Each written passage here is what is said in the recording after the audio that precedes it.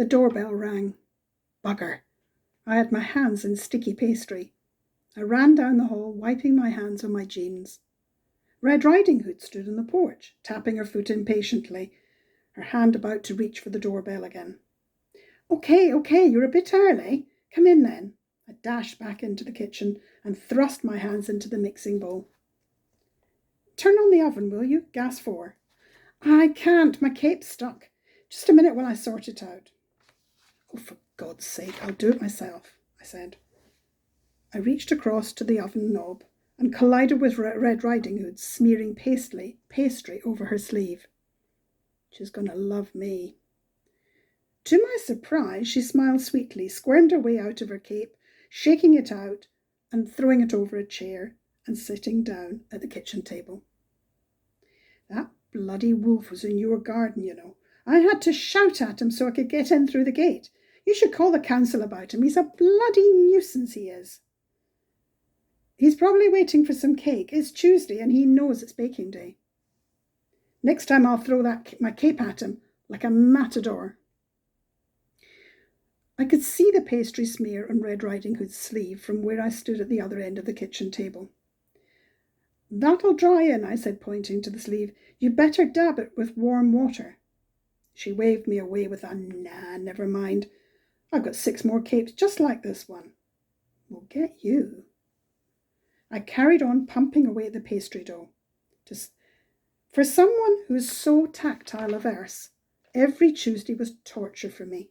Sticky I don't do, but someone said immersive therapy would sort me out. I'm on my 6th Tuesday, and frankly I'm not seeing any evidence of that. Tuesday's also my day when I listen to Red Riding Hood's woes. She comes by at 10 o'clock. Please note it's 9:45 right now, so she's straight into my sticky time. She has a cup of tea and tells me all about her sartorial challenges, how she hates living in a wood, but the council won't rehome her, how her mother's a bitch and her brother has run off with the milkmaid from Oswestry, yada, yada, yada. So what are you baking today? And more importantly, when will it be ready? The impatience of the young. Well, you're early and I'm running late, so who knows? My neighbours keep phoning me about the stupid wolf in the garden. What am I supposed to do about it? I told you, said Red Riding Hood, call the bloody council. Red Riding Hood adjusted her pinafore slightly and shifted in her chair. For someone who doesn't like conflict, she was very liberal with her advice on heading into a face-off with one of the faceless ones at City Hall. I took my hands out of the pastry and rested my arms on the kitchen table. I've been online this morning, I said, and filled in one of these forms on their website.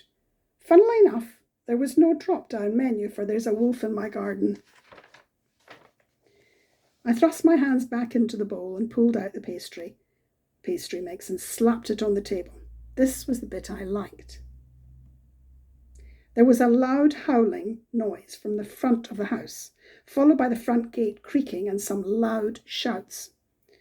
Red Riding Hood and I looked at one another. We both jumped up and ran towards the door. As I grabbed the door handle, Red Riding Hood put her hand over mine. Hang on a minute. I don't think I can face any blood and guts, human or wolf. Can we check out what's going on from your front room? We went into the lounge and looked out of the window.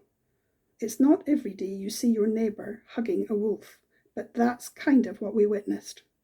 Lydia, from number 34, was standing by the gate, all her 4'8" of her, in her red dressing gown, sort of grabbing the wolf around its front legs.